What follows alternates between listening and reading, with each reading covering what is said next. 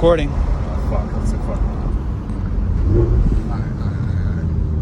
You know what to do.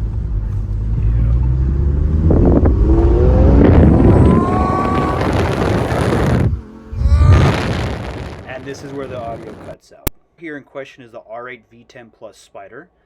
The owner recently bought it. He bought it from the dealer. It was just sitting on the lot. He got it for a good deal. Actually got it for 20 grand off. It's a white 2020 Spider. The owner loves this car, but honestly I feel that cars like these are just way too fast for the road.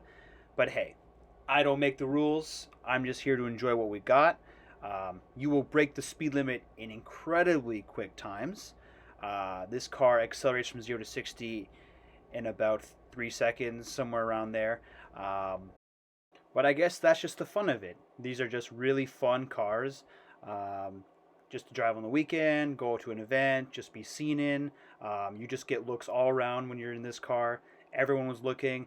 If they weren't looking, they were definitely hearing that exhaust. Definitely would buy this car. However, a little bit out of my price range, and honestly for most of you as well. But the car is about $250,000, so yeah, a little steep. But obviously, if you find one on the lot, dealers are willing to play ball if you're willing to buy. It will be a shame though to see this car kind of go. All manufacturers are kind of just heading towards the direction of electrification.